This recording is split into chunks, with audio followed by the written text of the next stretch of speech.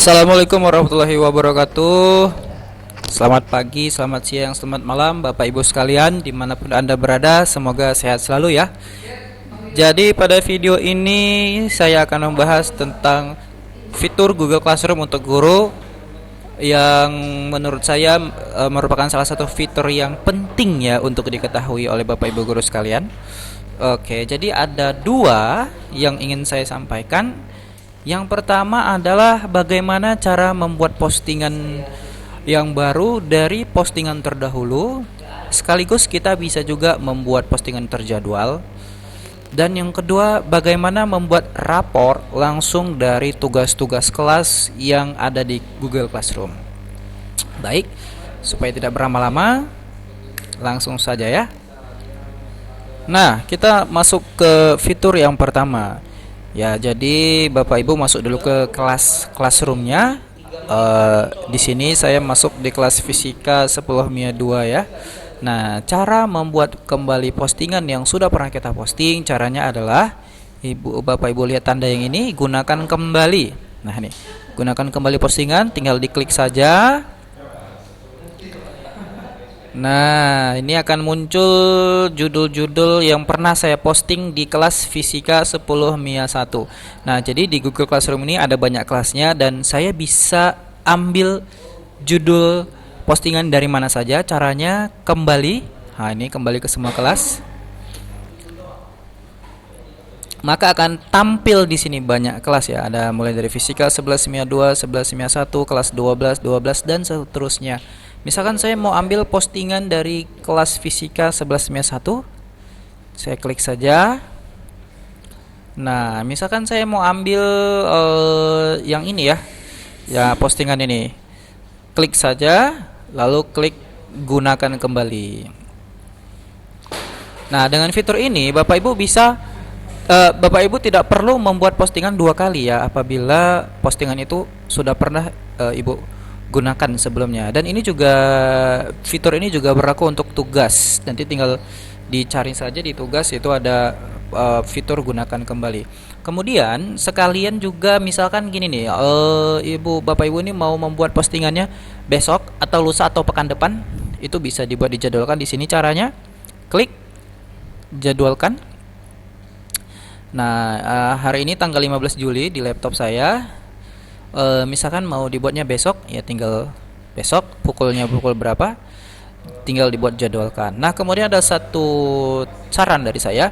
Misalkan pertemuannya itu pukul 09.00, ya ada baiknya Ibu buat penjadwalnya, Bapak Ibu buat itu pukul 8.56 atau 8.57 lah ya, jangan tepat 09.00.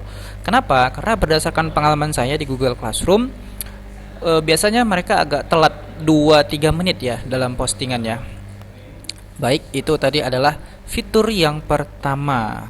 Nah, sekarang kita masuk fitur yang kedua, yaitu membuat rapor dari Google Classroom. Ya, baik, kita masuk ke bagian yang kedua. Pertama, Bapak Ibu buka dulu Google Classroom-nya seperti tadi. Kemudian kita lihat nilai. Nah, di sini ada banyak nilai ya. Ya, misalkan ini nih. Pertama kita lihat nih. Energi dan usaha 28 Maret, momentum dan impuls 3 April dan seterusnya. Ini adalah nilai tugas selama satu semester ya. Jadi ada 1 2 3 4 5. Ada 5 tugas. Dan di masing-masing tugas ini sudah saya beri nilai. Misalkan contoh energi dan usaha, Agnes Vanessa mendapatkan nilai 80 dari 100, Ahmad Fadil mendapatkan 100 dari 100 dan seterusnya. Nah, jadi sebelum Bapak Ibu bisa membuat rapor, yang pertama syaratnya adalah mereka harus sudah diberikan dulu nilainya ya. Artinya sudah diserahkan kembali ke mereka. Kalau mereka belum mendapatkan nilai, maka di sini tidak akan tertulis nilainya. Nah, ini tidak ada, berarti siswa ini tidak mengumpulkan, makanya ini merah 0-100, tidak ada nilainya ya. Kemudian ada selesai dan terlambat. Ini dia terlambat dalam mengumpulkan tugasnya, maka nilainya ya itu terserah Bapak Ibu ya. Oke, setelah semua sudah mendapatkan nilai, ya artinya semua tugas dari tugas pertama sampai tugas terakhir Bapak Ibu nilai, barulah kita bisa mengekspor raportnya tadi ke dalam bentuk Excel. Bagaimana caranya? Bapak Ibu pergi ke tugas kelas, pilih saja salah satu, misalkan ini tugas tentang tegangan dan regangan. Lihat tugasnya, lalu pilih yang ini, tanda gerigi di sebelah kanan atas ini. Nah, baru download semua nilai sebagai CSV. Ya, kita download saja. Nah, akan seperti ini, baru kita simpan oke.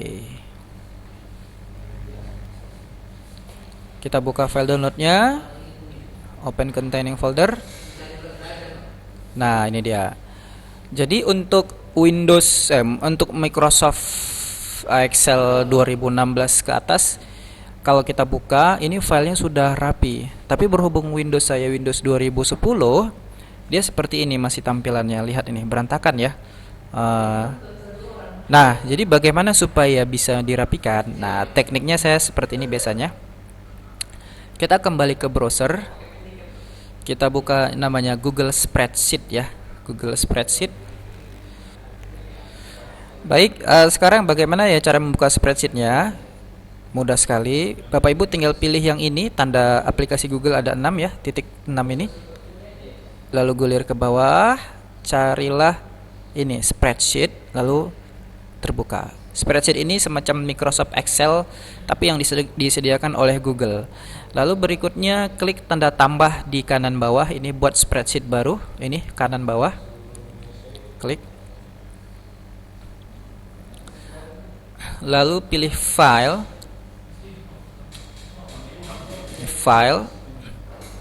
import. Nah, lalu upload. Pilih file dari perangkat Anda. Tinggal dicari saja tadi tempat downloadnya ada di mana ya. Tadi di mana ya? Ini ya. Open. Nah, baru terserah mau dibuat spreadsheet baru atau timba spreadsheet. Ya, misalkan kita buat spreadsheet baru ya. Ini deteksi otomatis, konversi teks, iya, mengimpor data. Pilih impor data. Setelah itu buka sekarang. Nah, sudah jadi ya. Nah, jadi kan dia sudah terisi penuh. Nah, ini bisa saja kita edit langsung. Misalkan kita mau buat seperti ini. Kita pilih semuanya ya. Kita Ctrl A, pilih semua, baru kita cut, Ctrl plus X ya. Baru misalkan kita paste di sini, Ctrl V. Nah, sudah pindah ya. Baru misalkan kita mau berikan tabel, kasih ini kotak ya. Nah, kalau gini kan dia sudah lebih enak dilihat ya. Atau ya seperti ini. Oh ya, satu lagi ada tips ya ini Bapak Ibu sekalian.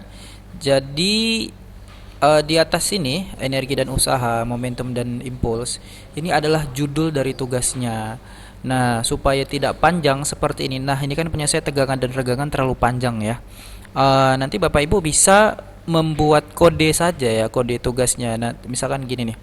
Nah, tidak perlu panjang-panjang dalam membuat kode tugasnya. Kita kembali ke kelas ini di petunjuk. Nah, tegangan dan regangan mungkin Bapak Ibu bisa ganti saja ya. Namanya entah itu tugas kedua. Nah, supaya nanti di sini lebih singkat dan lebih ringkas. Nah, tinggal diedit-edit, dikasih warna, selesai. Baik.